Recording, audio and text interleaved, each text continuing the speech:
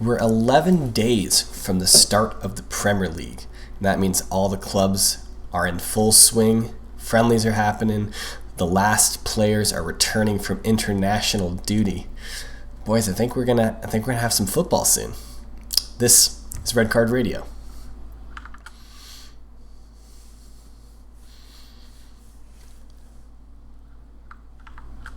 Good morning, good evening, good afternoon. Whenever you are tuning in, thanks for listening. Red Card Radio is a weekly look at the Premier League from three friends who support different clubs. My name is James. I'm the host of this organization, and I support Arsenal. Up here on the top row with me is Brad. He supports Chelsea. Apparently something I said was funny. And when down did we become an organization? Oh, I don't know.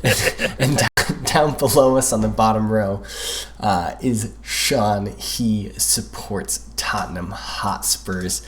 Gentlemen, how are we doing this evening? What's going on? Okay. Pretty good. Apparently we started an LLC, but you know what? I'm here for it. We're an empire. We're trying to protect ourselves from any potential legal ramifications. Yeah, so we're pretty close to the Premier League season kicking in. Got the Community Shield this weekend coming up. One of the things we're going to talk about today. But just kind of give you guys a quick rundown of what we're doing tonight. We're going to touch on some comments that we had from last week's episode. We'll talk about some transfer news, some rumors. Last week we were a lot more concrete on our transfer conversations. This week is going to delve a little bit more into some rumors that are floating around, some circumstances that are surrounding players in certain clubs, things like that. There was a friendly match that was, actually two friendly matches that were played between Chelsea and Arsenal, both at the Emirates this weekend. And then we've got the rest of the games in the Mind series coming up between Spurs and Arsenal and Chelsea. We're going to look at the Community Shield coming up next weekend, and that's what we've got lined up for you. But as always, before we really dive into things tonight, if you guys could... you forgot to tell the people what to do with our podcast. Sean, that's exactly what I'm getting ready to do. I tried to interrupt, but was wrong. I appreciate that, Sean. So however you listen to this, if you listen to it on a podcast, if you're watching us on YouTube, if you could follow us, if you could subscribe to us, if you could like this episode, if you could share this episode with a friend, put it on your Facebook, put it on your Twitter, make an Instagram post about us, do a TikTok dance with us in the background. I don't know anything about TikTok because I'm an internet boomer. Twitter is my only social media that I really use.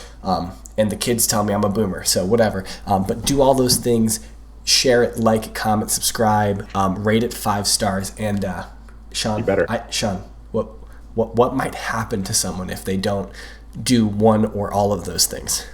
If they don't do all of those things, then while they're sleeping, the fan will break, and then you will be inconveniently really hot while you're sleeping, and then you're not going to sleep very well. Oof. And then you're going to have until you get a new fan. Oof. That's not a mild inconvenience, man. I have like 3 fans. That's a serious inconvenience. But let's be real though. We've been at 30 subscribers on YouTube for 10 weeks. So no, that's not true. There's some subscribers there. No, that's not true. That's not like 8 weeks. That's been slowly growing. 30 subscribers. No, we just hit 20 this preseason. like We're 8 at weeks 30. ago. No, it's fine. Brad, we got two. We've picked up 2 subscribers on YouTube over the summer. Okay, yeah, so for sure. Don't. Okay. If you recently subscribed to us on YouTube, we really appreciate it. Don't listen to Brad. He's a negative. Bring more people. But we really appreciate it. More people. And if you haven't subscribed, don't let your fan inconveniently break while you're sleeping and then you're hot. Exactly. All right, let's talk on some comments we had from last week. So last week, of course, it was last week actually. We're back on the every week cadence now. We were talking about transfers. We really delved into a lot of the big clubs in England. One that we didn't really touch on much was Liverpool because they're not doing anything, much to the chagrin of all of their fans, I believe, if Twitter is to fill me in on the way that they're thinking. But Jimmy on YouTube, he's a Liverpool supporter. He thinks that the work that Liverpool's done so far is right on point with what Liverpool needed. Liverpool needed a center back. They've signed a center back, and he kind of sees the rest kind of shaking out as he expected it. He could see people like Shaqiri and Origi leave this summer, but he doesn't necessarily think in Origi's circumstance that he's actually going to leave, because perhaps Liverpool's valuation of him and the rest of the world's valuation of him are not in line. And he would like to see Liverpool sign a center midfielder, to give some backup to Henderson and or trade minutes with Henderson. That's kind of his take. I mean, I think most people know that, or at least if you are a regular follower of the Premier League, and especially over the last 5 or so years, Liverpool is very, very hesitant to spend a lot of money in the transfer market, whether or not that has to come down to John Henry and Fenway Sports Group. That's probably up for debate depending on which Liverpool supporter you talk to, but they have not been really, I mean, with the exception of the Van Dijk transfer, they haven't really been, spending. Yeah, that was really comical when the Boston Red Sox fans were blaming Liverpool for not being able to keep Mookie Betts. Yeah, and all of us that pay attention to soccer were like, "What? Like, they don't spend anything." Like, huh? Yeah. And then all the Liverpool supporters hating because the Boston Red Sox spend too much money. It's a really funny. That's a great dynamic. Yeah. So yeah, that's we really appreciate that, Jimmy. Will also on Twitter, or excuse me, on YouTube, he had a couple comments of differing opinions, or not opinions, but like topics. One of his comments is about the ESL, because recently, this week actually. Yeah, so I don't know if you know about this, Sean, but this week I texted you about it. This week, a court in Madrid ruled in favor of not only the 3 publicly remaining European Super League clubs, but actually all 12 of the founding Super League clubs, and found in their favor that the penalties that UEFA were potentially lobbying against the 3 remaining clubs, and the fine that the other 9 clubs agreed to pay voluntarily were void, and were null and void, and they had no merit, and threw those out, and affirmed that the European Super League is actually still in full effect with all 12 clubs. That's interesting legal semantics when 9 of the clubs publicly announced that they were leaving the tournament or the organization. I am reporting that all 9 have reported they're back in. Yeah, well, maybe, I mean, I don't want that money. Heard it here first. Never say no. I mean, we'll see what's going on. Apparently, UEFA clapped back today or yesterday or something like that, said that they're going to escalate the case to the European Court of Justice, Sport. I don't know, a European court, not a court in Spain, but a court that holds court over Europe. I don't know. You can pardon my French, but that judge just said you can escalate my ass because you ain't doing shit. So we all 3 publicly came out against the ESL. In surprisingly different ways. Yeah. So we all have issues with the ESL. The one thing that we're unified on is that UEFA sucks. Yeah. There's no debate between the 3 of us that UEFA is garbage, is poorly managing European football, and could use to have some power taken away from them, in my opinion. I think if you summed up our combined positions on ESL, was as it currently was constructed, bad idea, good idea in general, because F UEFA. Yeah, for sure. If as they currently constructed it. If they did it better, it's a good idea. Yeah. So we'll see what happens with that. We'll also we were joking last week about a shirt fund for a Willian shirt as a meme, I guess, against me because he's never leaving. Willian is never leaving. Arsenal legend. We'll probably offer him a contract extension here shortly. But he Will said that he would contribute to the Willian shirt fund as long as the same fund started a Chiellini shirt fund for Sean. I'm here for it. I'm here for it. Well, I will DM you the Red Card Radio Cash App information so we can start this fund. I would not trust. Or Venmo. Hold on, I would not trust any Cash App Red Card Radio that Brad sends to anyone. No, please do not. Please do not trust that. Please do not trust that. No. If you get a DM link from KS Brad G, it has a Cash App in it. Do not trust it. My man is digitally panhandling right now. He's on the median of the internet. Listen, I'm here for these memes. These memes are amazing. But yeah, only trust it if it comes from the Red Card Radio handle, because that way James can monitor. Yeah, that's true. Yeah. There's some moderation there. That's a fair point. That's a fair point. Those are some humorous comments that we got. Let's. We were talking a little bit on the Chiellini note. I believe there was a bet a bit ago that maybe this could apply to. We'll have to sort out the shirt situation, but yeah. I believe I said I would.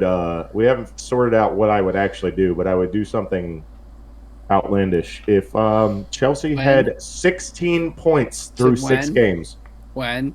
It's not win. It's through 6 games. Through 6 games, 16 points. Oh, okay. Through 6 games. Okay. And Chelsea has 16 points. Brad's saying win as it's an eventuality. Okay. Yeah. Got it. Understood. I feel very safe in that bet. I don't think I'll have to worry about it, but maybe we could apply that to it. Okay. Sure. What size shirt do you wear, Sean? Is it extra large jersey, large? Yeah, large, extra large, somewhere around. I found it. Okay. I found it. I'll send the link to you guys. I found the shirt. But if I'm curious to know what Brad found. I think we're talking about like a Juve jersey with Chiellini on the back. That's what I was thinking. No, this is better. I'm gonna share it so YouTube can see. It better not. I'm not Brad. I'm not gonna open up the stream. So don't. It better not be. Is it his face from the meme? I'm not opening. Brad, I'm not opening that. So you can close that.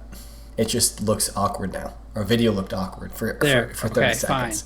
Fine. It's like the Obama print, but it's Chiellini's face. It's not a bad shirt. I'm here for it. Not a bad shirt. All right. Let's talk about. But if he wants to come to Tottenham, we need. I don't like him, but we need some center back help, and he's good. So. I mean, as long as he doesn't try and assault Saka in the Premier League like he did in the Euros. All right, let's talk about the Premier League. So, I got a couple transfer situations that are kind of simmering at the moment. They all revolve around Manchester City, or at least the ones we're going to talk about first revolve around Manchester City, and 2 players. First being Jack Grealish. Apparently, this is the rumor as of recording this on. As of August 2nd, is that apparently Villa seem like they're inclined to accept Manchester City's bid of $100 million for Jack Grealish. Villa had come out and offered Jack Grealish an improved contract, more money, probably blew up their entire wage structure to offer it to him because Villa doesn't have that much money to begin with. Compared to the big 6 clubs in England, and certainly compared to Manchester City, they have no money comparatively. But it does sound like Villa are going to accept that bid.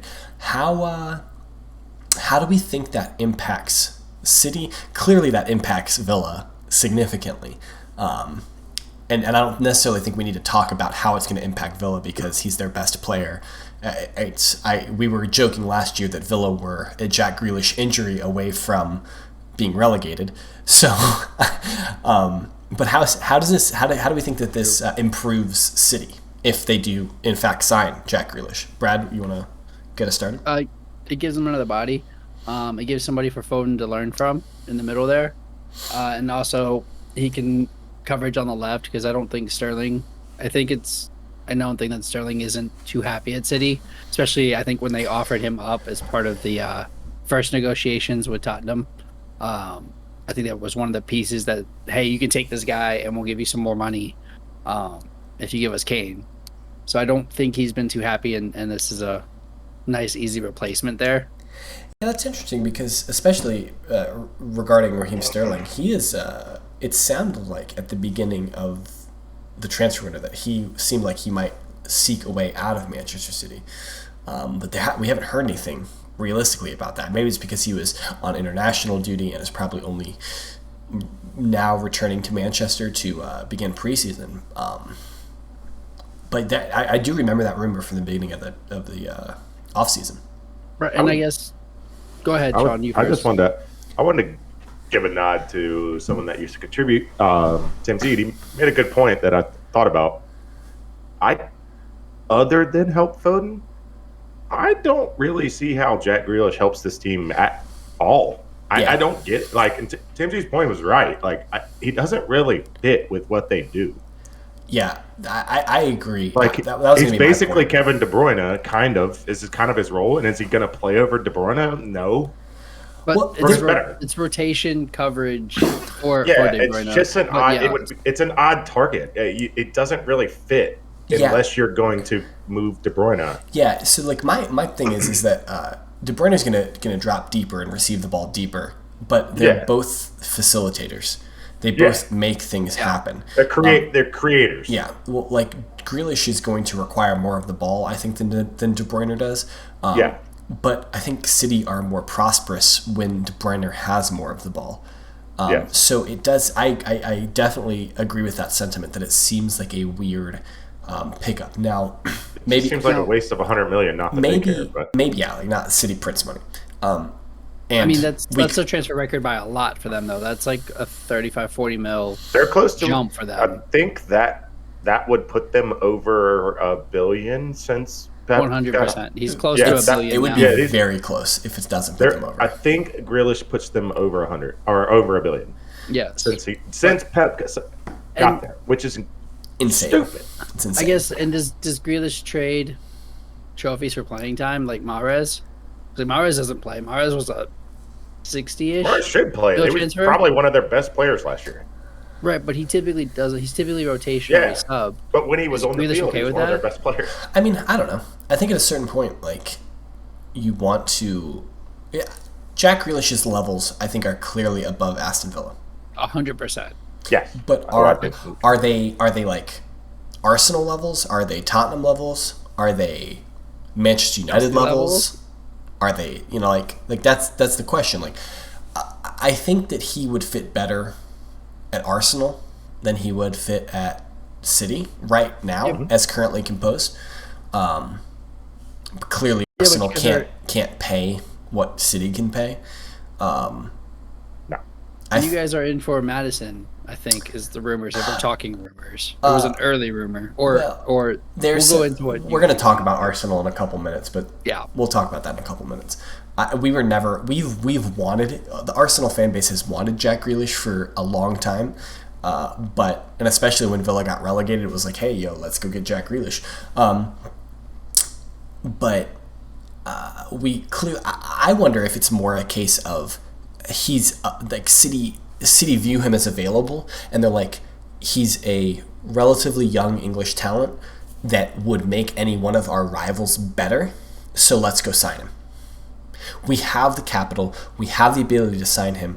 He can help our squad. It might not be a greater help to our squad as it would be to a United, as it would be to an Arsenal, as it would be to a Chelsea. Maybe they see that he would improve other teams more, but they know that they can get him, and so they're weakening their opponents by getting him. It's kind of like the Chelsea mantra of sign every single player in the world and then loan them all out. So everybody's connected to you, kind of thing. Get your tentacles everywhere. But it's more specific to that specific player. I wonder if that's part of it. I think United are still in for Grealish too, even with their signings. That they still want him. I mean, and he would fit better who there. Who doesn't want Grealish? Let's be real. I think they can probably put. Now this is gonna make waves, but look, Telles is good. The backup left back. Yeah. You could put together. You wouldn't have to spend a whole lot to put together a package with money plus Shaw for Grealish. Well, that's the thing. It depends on what Villa wants. Because clearly Manchester United can go toe to toe with City for transfers. Funds and players. So they're coming off that Euro. Shaw's evaluation is probably not going to be much higher. you watch him over a season, I just don't think he's as good. He had a great tournament. I'm not taking away from him. He was phenomenal. Yeah. It was one of their best players, clearly. Agreed. And it was visible. But he doesn't sustain that over a season. Not that I've seen, not since Southampton. And that's not like, I'm not pooping on him. That's not entirely his fault. He's been injury riddled for like 4 years. So, and he's finally healthy, and he's back to what he was before. Maybe, I mean, and Tellus, like I said, Tellus is capable. He's a great left back. Yeah, he just doesn't get on the field. Well, in my opinion, I don't even think United would necessarily need to include players. They could match the bid, and they were really good last year. I mean, like, their results said that they were very good last year. I don't personally believe that they were very good last year, but this is a me bias. We chronicle that. But yeah, clearly United could rival City for a transfer of anyone. I just don't. Do they want to drop? That would be 250 million now. I mean, because they spent 100 on that. I mean, I wonder, like City's plans. I mean, you look at someone like Jesse Lingard. They brought him back. Yeah, but they loaned him out last year. I'm sure Villa would take him. Yeah. I mean, like, and that like 70 million in Lingard. Yeah, that's a Villa deal. Villa gets 70 million and they get a player. They can include Pogba because they're trying to get rid of him. Pogba's going to PSG. Could you imagine Pogba in Aston Villa? I could. He'd be so mad. He'd be so mad. He would never sign, but I could imagine that. It would be amazing. Okay, so there's another player that's kind of floating out there. Sean, you may have heard of him. It's a one Harry Kane. This is the rumor that won't die. And that guy? And it only got spicier today. I think he won the Golden Boot last year. That according to I'm just going to ignore you guys and keep plowing through. According to reports out of North London, Harry Kane did not show up to training today at Tottenham. He was allegedly supposed to report back for preseason this morning and did not appear. So, is Harry Kane playing hardball, or is he? Did he just forget to turn his alarm on? He is tired. His back hurts from carrying England through the Euros. It was a tough road. He did his best. Got him to the finals. His back hurts. Wow. So he'll be in. Wow. I mean, my point about carrying him to the finals, who had more goals? It was him. Did he have the most goals for England? Yes, he had 4.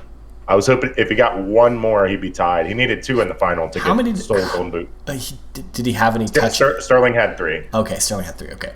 Did he have any touches in the final? Was going to be my next point. No. Sterling definitely had more touches in the final. Harry Kane had 1. It was the penalty kick. Memes aside,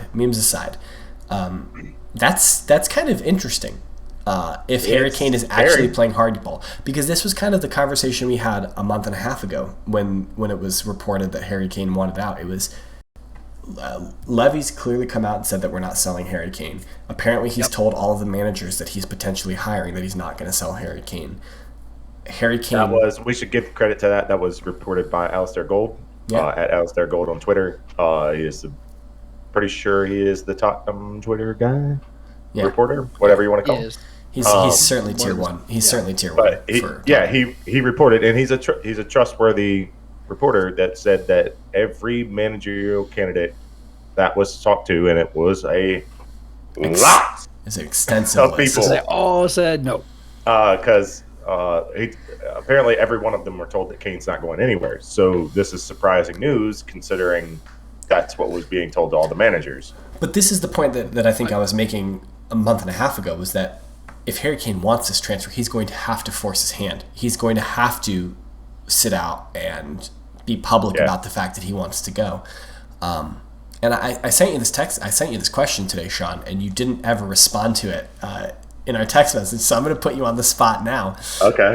Do this. If Harry Kane forces his way out of Tottenham by not showing up to training, publicly stating that he wants to go, whatever public techniques he has to do to force his way out of Tottenham, how does that affect your opinion of him? It doesn't. like he's in the long run. Does it? No. Like he's 2-time Golden Boot winner. He got us a perennial. He was a part of making us a perennial European contender, which, of course, we're not. As I say that, we're not playing next year, or this coming up year. You're still in Europe. Oh, that does not count. It does. It does. The participation trophy league doesn't count in my head. No. Hold on. As a quick aside, apparently you guys have to play in the qualification round of that. Like, apparently England doesn't just get directly into the group stage. Apparently you have to play the qualifier for the group stage, which I think is hilarious. Sweet. And it's not that bit much travel. It's either I didn't see who it ended up being, but it's either Northern Ireland or Portugal. That's nice. So not a huge travel. It's not Azerbaijan. I am on record of saying, fuck that league. I never want to be in it again. Well, we didn't have an explicit rating until now today. until they're in the final, and then they fire Nuno again. And then they fire Nuno, right before. Yeah, that's exactly what they're doing. So you don't think it sours your opinion of him? Long term, no. Well, yeah, will I be salty in the moment? Fuck yeah. Yeah, I will. But like long term, like I think I'm almost sure he passed Alan Shearer or Alan Shearing or Teddy Sheringham. That is our highest score. Oh no, Gary Lineker. Who's our highest? I believe it was Alan Shearer. Who is Tottenham's? It's not Alan. Yeah, it's not sure. Who's R? There's none of us that. I'm pretty sure it's Alan Shearer. Did Alan Shearer play for? He played for Newcastle, didn't he?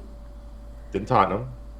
Am I mixing people up? You know better than I do. I think you're mixing people up. Terrible. I think you're mixing people up. Hey guys, this is a group of Americans who watch the Premier League, and the earliest person who started watching the Premier League was me in 2006. So, like, we're gonna screw up the historical English player facts. He has the most goals in Tottenham history, and he is seventh. Jimmy Greaves still has more goals than him. How much? He has 266. Okay, but how many does Kane have? I don't know. I just found That must be all comps. Maybe I was thinking Premier League. All right. Anyway, which would make sense. It does. At this point, it doesn't matter. Yeah, it's 221. There we go. He's on his way to, like, I think he's 7th in the Premier League all-time goals. Like, how mad can I be at the guy? He gave us from 21 to 28. Does Harry Kane get a statue outside of White Hart Lane? If he is the question still posed, if he forces his way out? If he forces his way out, does he get a statue outside of White Hart Lane?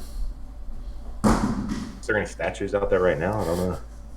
Not yet. I don't think yet. Do we have statues? We don't even have trophies. I was gonna say, like, we don't even have trophies. I don't think we're gonna have a statue. Does he get the statue for being the closest to the trophy? Yeah, two finals. We do have trophies, just not a lot of them. But answer the question: does he get a statue? Probably. He's probably the best striker we've had ever. So I kind of liken the situation to Van Persie leaving Arsenal, and that Van Persie was clearly our best player in 2013 when he left, or it was 2012. I don't remember the year exactly. It's 2012 or 2013. I think it was 2012, summer of 2012. I think, because I think he won the Premier League with United in 2013. Yes. Yes, that is accurate. It was right after like the World Cup or the Euros or something like that, if I'm not mistaken. So I liken it to that situation where Van Persie kind of publicly forced Arsenal's hand to transfer. About the same age too. And he went to a rival of Arsenal at Manchester United. I mean, Tottenham wants to consider Manchester City a rival. Whether or not Manchester City is a rival of Tottenham, that's debatable. It was debatable that United and Arsenal were. I mean, clearly, historically, Arsenal and United are definitely rivals. So I mean, in that situation, in the Van Persie situation, I'll speak to specifically.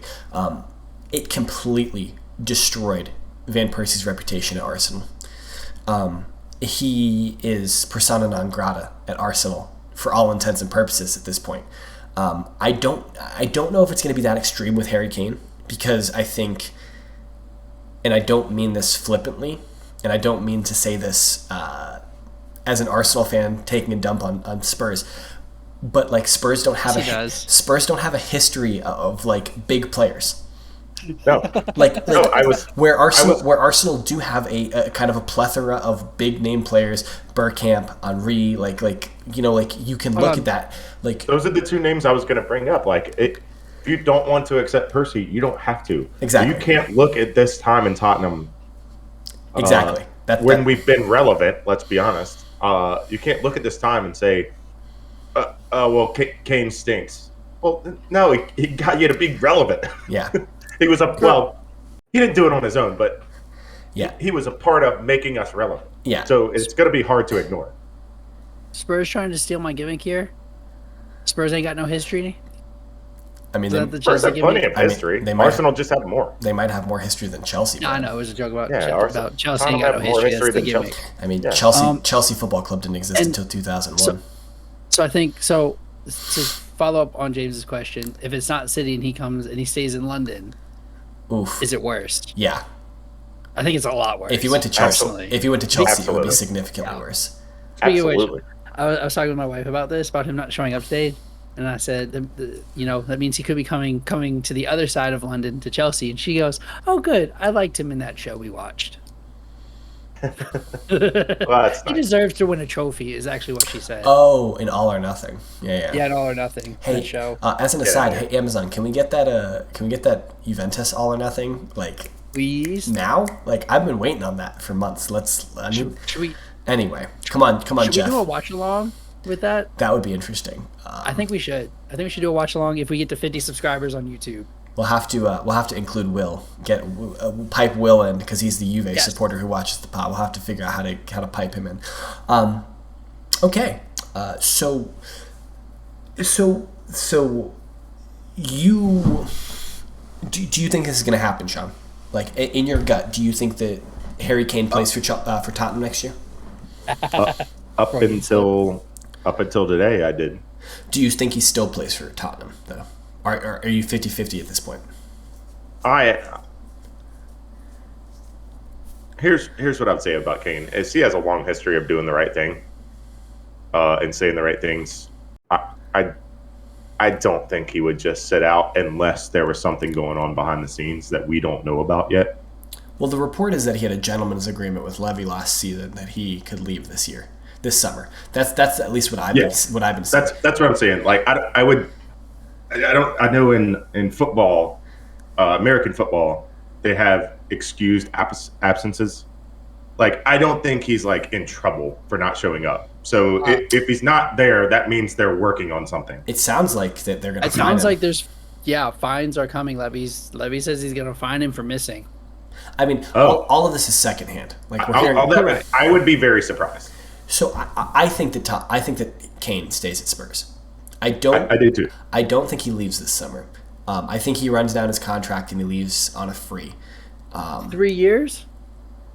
He's got 3 more years. That put him at 3 more years. At 32. But this is the problem that he's going to have every summer. It's going to be like, are Spurs willing to sell him? If Spurs are not willing to sell him now when his value is highest, I don't know if they're ever going to sell him. 29, coming off a golden boot, and a great Euro. Yeah, this is the time to sell. This is his most valuable moment in his career, in my opinion. I don't know about 2 or 3 years ago was his highest value, Maybe. But since it's kind of come down a little bit, right now it's the time. Now's the time. This is the time to cash in on him.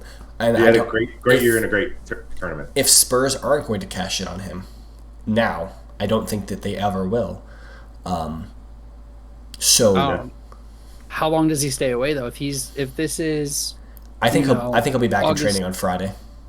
If this is August 13th and he's still not back, didn't he have I think he just had another kid too. That was a while ago. Okay, but and I think most of the English players are back because like we had Mount and Chilwell and Reece back today. So I don't know if Saka was back. I didn't see that part. I didn't look specifically, but I would imagine he's either back yesterday or today or tomorrow. Whatever. Yeah. He'll be back soon, I'm sure. I don't think he leaves. I think that he is gonna. I think that he's not going to want to do the things he has to do to publicly destroy the relationship. That's kind of my opinion. I don't think that he's going to be willing to do that. But that's going to be a very, very tasty biography in 15 years. And if he comes back, though, is he still the captain? Well, Hugo Lloris is the captain. That's correct, right? Yeah, Lloris is the captain and Kane is the vice captain. Oh. Yeah, Lloris is the captain. I don't think that changes. Okay. I don't think that changes. Though Harry Kane's a crap captain. Yeah, he's England national team captain. He's also crap captain. Also, I think we talked about, or if we didn't, we needed to say, like, I'm pretty sure when Jordan Henderson comes on for England, like, Harry Kane should take the armband off 100%. and give it down. 100%. Like, even if it's just like a symbolic nod, like, that should happen. Yeah, for sure. Yeah. Who's this? What about this Christian Romero guy? What's going on there? Is that that's not officially official, but it sounds like that's 50 mil gonna happen. Yeah, I was reading that is close to done. Yeah. And yeah, little closer to being done. Yeah, Atalanta. And we just signed their keeper. So we're gonna have their little just raiding. Yeah, just pillaging poor little Atalanta. Paratici's just getting all the Italians. Yeah. Who would have guessed that? I could imagine one of our listeners would have guessed that. Yeah, we're just pillaging the good teams. Wow. That's funny. All right. You just can't afford the other. I can't afford any Juventus players. It's because Juve has to cook the books, so all of their players are overinflated in their price. Yeah. I'll take Weston McKennie though. Yeah, for real. Yeah. One Juve player that you would never be able to sign, Szczesny. Szczesny would never play for Spurs. We've got one more Spurs thing. Joe Hart has now left the club. That's correct. Celtic. Yeah, I thought that was curious, but I guess it's something he wanted to do or something like that. Or was the deal I guess he wants minutes. It was on the spreadsheet. He listens to the podcast. It was on the spreadsheet. I'm just saying. Another goalie. They already signed. It's Golini or Gola, whatever. We got one. I think that's his name. Arsenal officially signed Ben White from Brighton. Xhaka's move to Roma has apparently fallen apart. Jose Mourinho is refusing to meet the valuation, and so apparently Arsenal are going to offer him a new contract, increase his wages, extend him to 2025, and he's never leaving. He is the most Jose Mourinho player in the world. Dyer was his favorite player, and Xhaka is just a better Dyer. Yeah. I'm shocked personally that Roma couldn't find £5 million more to get this transfer over the line, because it's not like Arsenal were asking for a lot. They were asking for 18 million. Well, they got to 12 plus 3, so they got to 15. But it was like three incentives. Arsenal wanted 18 flat, right. And it's shocking to me that Roma couldn't find that money. Anyway, and then also the new rumor, Brad, you were talking about James Maddison. Of course, there is the rumor that Arsenal are interested in signing James Maddison, but apparently Martin Odegaard is having second thoughts about whether or not he wants to stay at Madrid, and Madrid are open to selling Odegaard, selling him. If he doesn't want to stay, they don't want to do another loan. Apparently, Odegaard's preferred idea would be another loan. But apparently Madrid would either he's staying or he's being sold, and Arsenal are still keen on making that transfer permanent. Wow. Which I would be all for. Are they about to take the 10 jersey from ESR? Nah. They gave it to him for the photo shoot? Nah. They'll give, I forget what number Odegaard wore last year. I think it was 11, if I'm not mistaken. He wore 11, and so I think he would just get 11. Which makes me slightly sad because I want Gabby Martinelli to get the 11 shirt. He could also Odegaard could also get 8's available. Anyway, the shirt. I want the 10 because I want the memes. Shirt number doesn't matter. ESR is the number 10. It's not gonna change.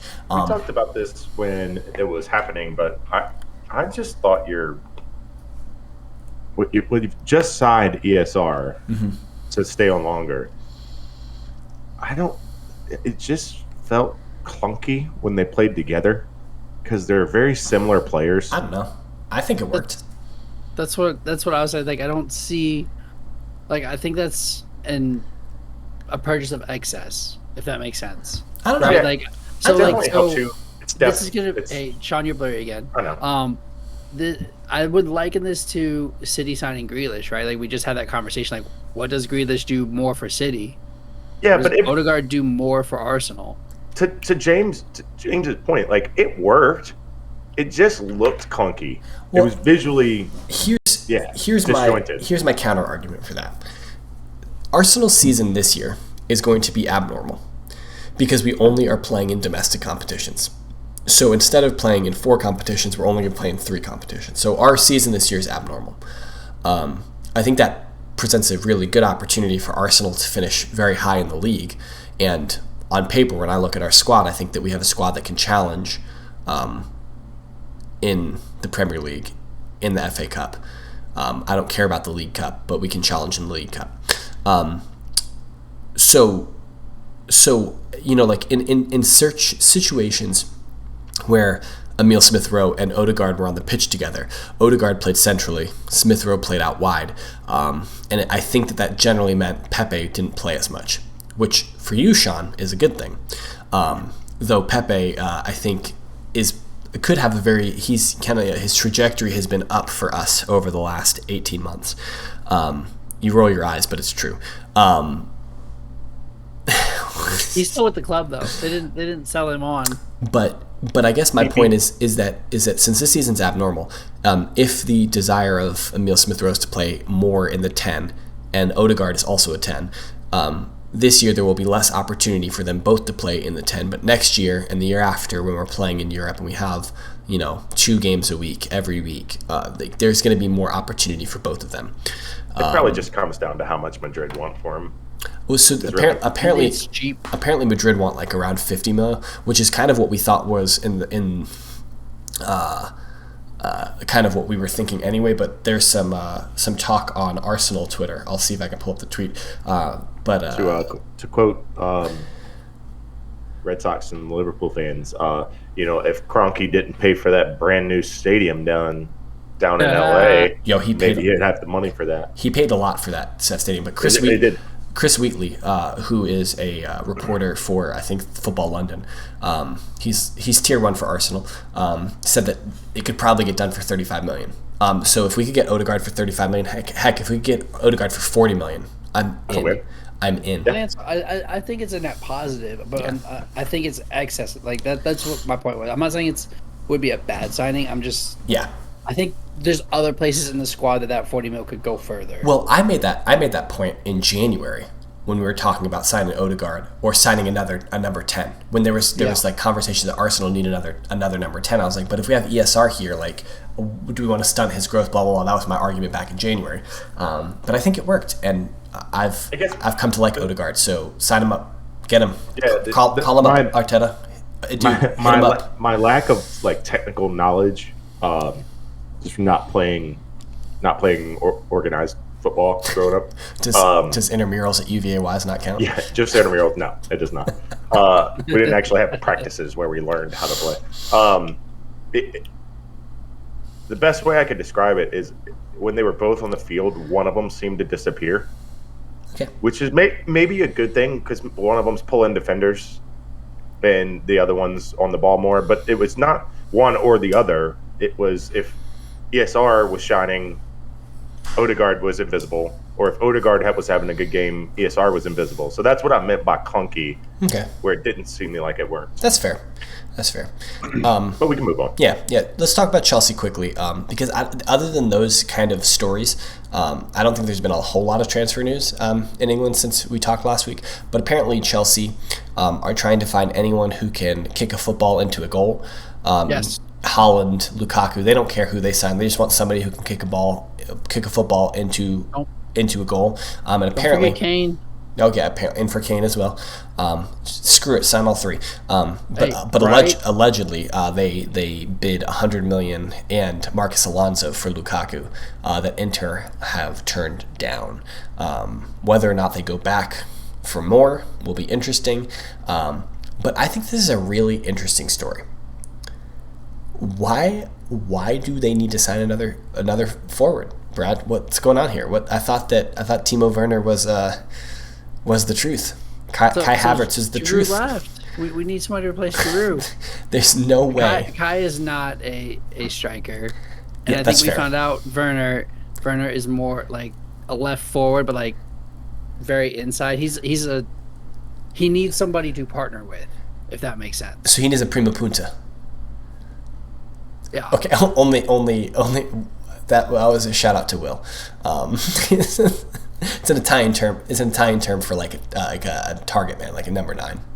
Right. Yeah. So, yes, that's what I'm saying. Is he needs somebody to hit the pass back to him? Yes. But that's not Lukaku's game. Lukaku's game. We saw this at United. Lukaku's game is not back to goal. I think it's that's why I want Kane. I want that Kane to Son pass. Kane to Werner pass. So here's my question: if Chelsea are successful at signing a center forward, a target man, does this mean that Werner is back in the Bundesliga in 18 months? Because I think it does. I mean, it might be if Bayern comes in with and I don't think it's Bayern. I don't think it's Bayern Munich. I think it's Dortmund. I think it's Bremen. This doesn't seem. You're not getting the money you think you are either. Yeah. This seems to me like he was exposed at Chelsea. I just wonder if he can play in England. And granted, like it's only been a year, so I don't want to write him off yet. But if he doesn't have another productive season, if he has another bad season, Papa Roman ain't gonna keep him around. Papa Roman gonna replace him. I don't think you're wrong. Papa Roman gonna put him out to pasture. Papa Roman gonna sell him quick. He gonna be like, hey, Timo. He's gonna be loaned to Rangers. Timo, come join me on the yacht. Let's go for a sail. He's gonna be on loan in the middle of the ocean. Why are we in Serbia? How did we end up in Serbia? What's going on here? He's gonna be on loan to Anderlecht. Yeah. So I think I don't know. I think that this could portend. Wow. The end of Werner's career at Chelsea, because Chelsea have a notoriously short fuse with people who don't score. And another shout out to Tamsin. He called us. He said he did say that Werner was going to get exposed. I mean, that he's not a good striker. Yeah, well, he's not a striker either, though. Like he's not a center forward. No, but that's what you signed him to score goals. And he is not. We signed him to score goals, but he is not doing that. Correct. Brad, you're correct. Center forward. Yes, correct. And he was not signed to play center forward. He was paid to play center. Paid to score goals. He is signed to score goals, and correct. He is not doing that. He failed at that miserably. Correct. Maybe you want Kane because that's what Kane does. Can have the same therapist. Because came out and saying that he's talking to a therapist, so maybe he can get Timo there too. All Kane does is put his beautiful right foot to the ball and put it in the back of the net. I was wondering where it's going to be in Chelsea blue. I was really wondering where that was going at the beginning of your comment, Sean. What else? I don't think Chelsea's really doing anything else, Brad. If I'm not mistaken, like that's the only. Yeah, we've loaned out some people. You guys are getting rid of your Headweight. like your children and your loan army. Like you guys are moving those on like you always do. Yeah. But apparently there's room for one more midfielder, unless Loftus-Cheek shows he can stick it out. Yeah, whatever. It's not happening. I know. I think he's going on loan again. But like I said, it's been relatively quiet for the rest of the Premier League. There's been no huge signings. I'm not saying that clubs haven't signed players. I'm just saying that there haven't really been any like monumental power shifting signings, in my opinion. So we're gonna talk about this Mind Series. The Mind Series is a tournament that is being played in London between our three clubs, between Chelsea, Arsenal, and Tottenham. It's each team is going to play every team, so there's going to be each team plays 2 games, friendlies, and they're raising money to support. I don't know if the charity is called Mind Mental Series. or the Mind, whatever. There's an organization that they're raising funds for. I apologize for not knowing the specifics on it, but it's going to help support mental health awareness, mental health treatment, all that kind of stuff. So the first game in the Mind series took place on Saturday, I think it was, or was it Sunday? I don't remember. It was Saturday. Was it Saturday? It was Saturday. I'm pretty sure it was Saturday. Was it yesterday? No, maybe it's Sunday. I think it was yesterday. I think it was Sunday. Doesn't matter. The date, really inconsequential. But Chelsea beat Arsenal 2-1. I will say Arsenal scored a goal that was disallowed for via yesterday. Everyone's boy Joe Willock scored a goal.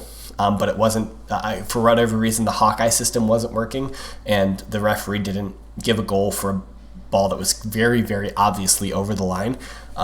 So the game probably should have ended 2-2. And I will have another aside that the goal that Tammy Abraham scored was a joke of a goal. Hector Bellerin just gave it to him. Passed him the ball at the Arsenal 18-yard box. It was a laughably bad Arsenal. It was a very classic recent Arsenal goal. But he put it in the back of the net. Yeah, he did. And Timo had an assist too. To Havertz? He missed a goal. Yeah. Yeah. I don't know. Havertz did a lot more work than he probably should have. That ball should have came earlier. Yeah. So it's been a lot easier, but Chelsea won that game. I will say Arsenal beat Chelsea in the earlier match. In the women's match, Arsenal beat Chelsea women 2-1. But that game was also played at the Emirates. So there was like a double header at the Emirates this weekend. That's impressive because Chelsea women are very good. Yeah, really good, right? Yeah, very good. Started the whole team. Well, I would imagine that you have a lot more players playing for Great Britain than Arsenal do. Arsenal have had a few players playing for Great Britain, and we had a couple players playing for the Netherlands in the Olympics is what I'm talking about, Brad. I would imagine that there are more Chelsea players on international duty at the Olympics than Arsenal players. That would be my supposition. I don't know if that's factually true or not, but that's my supposition to begin with. Well, they're still on vacation. Oh, hold on. Are you talking about the men's game or the women's game? Men's game. Okay, I was still talking about the women's game. None of our team is there. Women's game, none of our team is there. Sam Kerr still is blasted Great Britain out of the Olympics. So the majority of the Arsenal first team, men's first team, is back. Coming up on Wednesday, Chelsea are hosting Tottenham at Stamford Bridge. That's going to be the trophy presentation to the fans. What are you guys expecting to see anything interesting out of that game? Clearly, Kane was never going to play in that game to begin with, and he's clearly not going to play in this game now. We just wanted to show Tottenham what trophies look like, so that's why we decided to parade it in front of our fans. We have trophies from before you were a club. That's true. And then on Sunday, the Mind Series wraps up. Spurs are hosting Arsenal in a North London derby, a preseason North London derby. This is kind of a cool thing because our teams never play each other in preseason. It doesn't happen because it's too much to be learned, I think, from playing your rivals. In my opinion, I think there is. In a normal year, when you're allowed to travel, this is why we're doing it. Yeah. When you're allowed to travel, Tottenham is normally in Asia. They normally make a America swing. Well, it's either they do one or the other. They either go to East Asia or they go to America because it's a marketing tool to help grow your brand. That's what you're trying to do. Exactly, and they can't do that this year. So they got together and figured, well, let's just play each other and we'll do it for charity. I guess think that's pretty. International Champions Cup did have certain teams playing each other, but in Singapore, things like okay, so whatever. But this is fun. And then on Saturday, Leicester and Chelsea meet at Wembley Stadium in the Community Shield. That's the first, I'm going to air quotes, competitive match of the English football season. If you win the Community Shield, you claim it as a trophy. If you lose the Community Shield, you claim it's a friendly. It's a great tradition in English football where it's Who plays those two? It's the Premier League winner and the FA Cup winner. Okay. So that's what I thought it was. Why are you? Pause. But then how is Chelsea there? Yeah, that's why I was wondering. I was like, wait a minute. Did I get this wrong? Is it Manchester City? I screwed this I up. think it is Leicester City. I was pretty sure. That's why I was like questioning. I think I think I wrote the wrong team down. Hold on, my bad. Give me a second. It's it should be City. Community Shield. Hold on. We play the 11. Okay, it is Man City. I wrote down. I saw City and I meant to write City, but I wrote Chelsea, and then my brain convinced myself that it was Chelsea. This is why we're supposed to do pre-podcast meetings, guys, and you guys are supposed to proofread me. But someone said we were just gonna wing it tonight. It was on a second page, so I didn't get down that far. Otherwise, I probably would have collected. We're gonna rewind a minute. On Saturday, Leicester play City in the Community Shield. You forgot to make the rewind sound. You're supposed to go rewind. I'm not really good at sound effects. It's probably going to sound like a fish dying or something like that. Yeah. So, are you guys excited for the Community Shield? I like the Community Shield. I think it's a fun. It's an interesting game. I think it's fun. It gives you more of a prize to play for it. But like you said, it's a friendly if you lose. It's a friendly if you lose, and it's a trophy if you win. That's the best thing about it. Is that yeah. If City win it, they're just gonna their rich owner is just gonna use that to serve charcuterie on to his rich friends. That's nothing. No, City's they're gonna be like, oh, this is fancy dinnerware you have here. He's like, yeah, we won a couple of these. Don't worry about it. City's gonna use it to try and justify the quadruple at the end of the year when they win the domestic treble. And they've won the Community Shield. They'll be like, "Oh, look, we've done the domestic quadruple this year. Look at how awesome we are." But I don't know. The real game is the Super Cup the Wednesday after that. Yeah. You guys are playing Sevilla, right? No, Villarreal. Okay, yeah, I got. Wow. So they're both. You don't remember the penalty shootout? Well, I should remember, but I've blacked it out from my mind because we lost in the semifinal to Villarreal. But yeah, that's all we got for tonight. That's all we have. But like I said, only 11 days until the Premier League starts up on Friday, August 13th. Next week we'll you guys look forward. Brentford is hosting Arsenal. First match of the season. So yeah, what Sean's talking about, if you're a regular listener for the podcast last year, next week is going to look like a very regular podcast because we're going to be previewing matches again.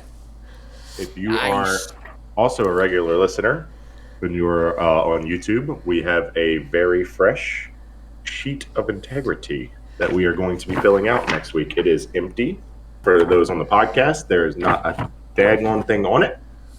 And we will be I'm sure we will be making predictions next week. Yeah. Ooh, this sounds like fun. And on the Twitter account, we will be posting Sean's new T-shirt and James's new T-shirt to wear for the new season coming up, guys. I found one for not each. Getting that many points. I found one for each, and they're within budget, I think, for the three of us here. We're cheap podcasters, and I'm definitely hitting Will up because he said he'd help. Again, anybody else that wants to help us with this? Again, we would like to post a disclaimer. If you get a Cash App link from KS Brad G, do not trust it. Give me no money. 100% Brad Slush Fund. 100%. But as always, if you're still listening to us, if you could like, comment, subscribe, share with a friend, 5-star review. As always, I am James Tiffany. I'm at James Tiffany on Twitter. The man on the top row with me is at KSBradG. Down below us is at Whiteheart_Sean. We collectively are at RedCard_Radio. Again, that's all on Twitter. But yeah, hit us up. Communicate with us. Tell us why Chelsea sucks. And we will see you next week. Have a good evening.